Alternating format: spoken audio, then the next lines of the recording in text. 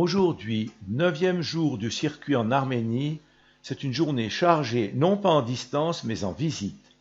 D'abord les ruines de Tzvartnots, l'église de Sainte-Ripsimé, cathédrale d'Etchmiadzin. Tzvartnots se situe sur la route entre Erevan et Etchmiadzin.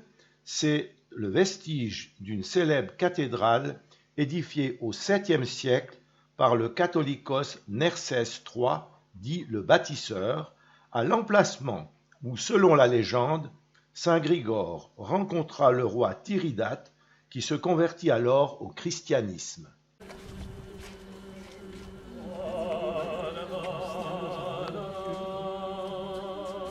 Il s'agit d'un plan tétraconque, autrement dit 4 conques, à galerie circulaire, avec forte influence architecturale syrienne et byzantine. L'édifice fut détruit par un tremblement de terre au Xe siècle. Le plan de la cathédrale est original par sa forme circulaire. C'est au début du XXe siècle que furent entrepris les principales fouilles archéologiques.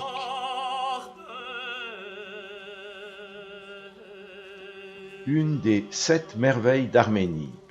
Ici on a trouvé tout ce qui était nécessaire pour vivre. Les villages alentours apportaient les produits agricoles.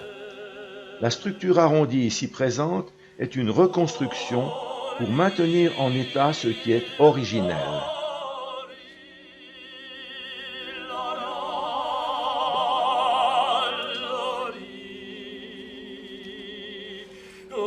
Ici se trouve l'autel principal.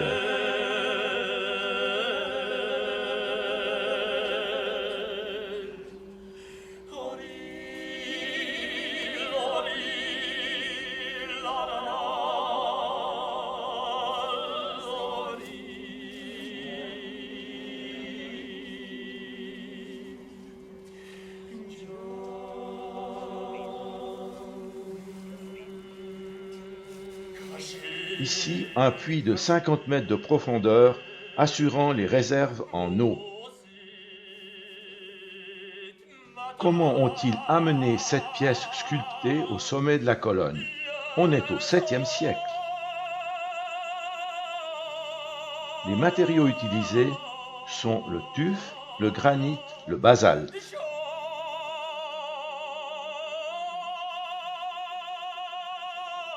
Ici un cadran solaire où il ne manque que la tige pour indiquer l'heure. Avec ces pierres, on faisait de l'huile à partir du jasmin. Voici la maquette de l'église, sur 3 étages à l'extérieur. On y trouve les arcs, les colonnes, les ventilations. La pièce s'ouvre pour examiner l'intérieur qui n'est que sur un seul étage. Ici une photo de Toros Toramanian et de son équipe, grand architecte et historien de l'art, qui conclut à l'importance de l'architecture arménienne pour celle de Byzance et de toute l'Europe occidentale. L'église de Sainte-Ripsimé est l'une des unités de l'ensemble du complexe du Saint-Siège d'Etchmiadzin. Ripsimé était une vierge romaine martyrisée avec ses compagnes en 301 en Arménie. Avec saint Grégoire l'Illuminateur et sainte Gaïanée, ce sont les 3 principaux saints de l'Église apostolique arménienne. L'édifice fut construit en 618 et restauré au XVIIe siècle en respectant l'architecture primitive. On y rajouta alors un porche et un mur d'enceinte. C'est une construction tétraconque à niche d'angle qui sont en fait d'énormes piliers creux assurant la stabilité. Elle possède classiquement un gavit, sorte de hall d'entrée, et une coupole haute selon la classique architecture des églises arméniennes.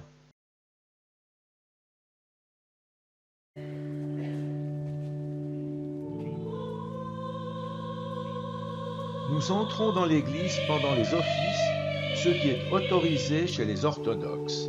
Les chants sont omniprésents et la cérémonie va durer peut-être 1h30, dont il n'est pas obligatoire de suivre la totalité.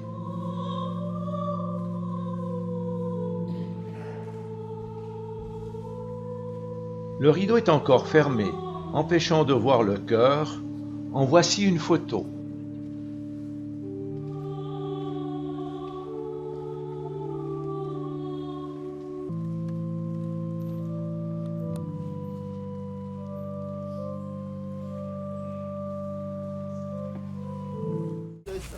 Il est magnifique.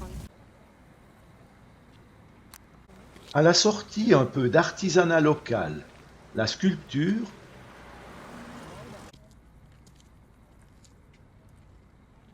et les grenades, fruits emblématiques de l'Arménie, résumant son histoire et sa géographie, un peu austère à l'extérieur, mais riche à l'intérieur. Nous arrivons à Etmiadzin, siège de l'Église apostolique arménienne. Faisions une parenthèse pour expliquer un peu comment est née cette Église. Les divergences entre catholiques et orthodoxes se développent sur des questions dogmatiques. Premièrement, la Sainte Trinité. Tous sont d'accord que le Fils procède du Père, mais pas que le Saint-Esprit procède du Père et du Fils.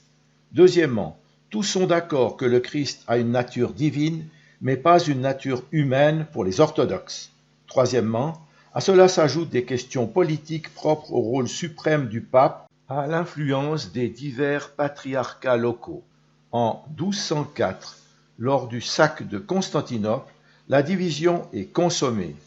Comme les autres églises orthodoxes, celle d'Arménie prend ses distances et se rapproche aujourd'hui plus de celle des Coptes. Nous sommes sur le chemin de la cathédrale.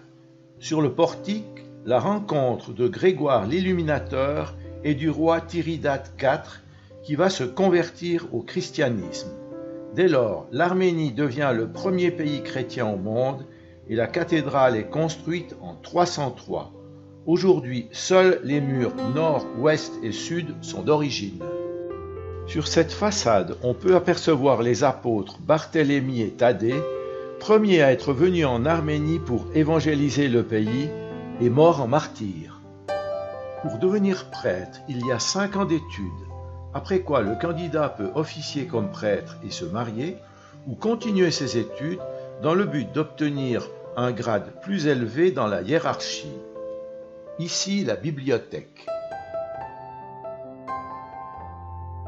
Ici, divers khatchkars à fonction votive ou commémorative. On peut les retrouver en cimetière, comme à Nora 12, que nous avons visité dans un autre reportage.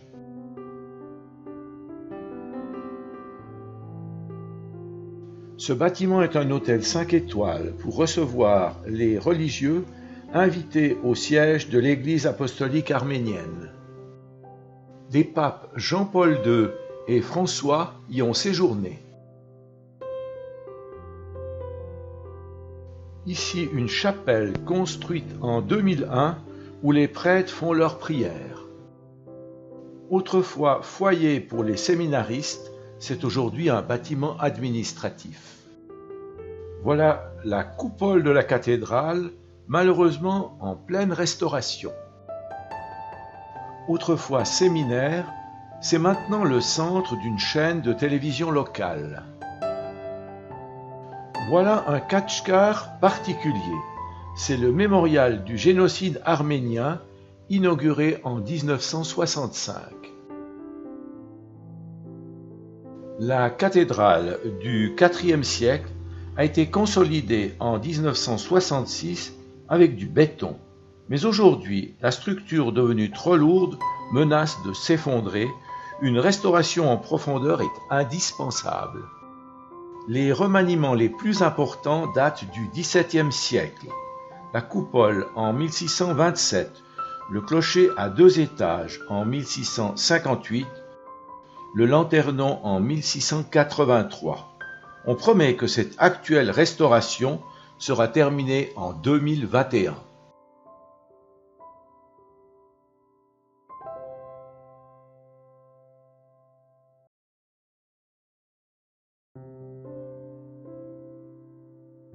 Observons quelques détails du portique qui en disent long sur l'intérieur de l'église, malheureusement fermée pour cause de travaux.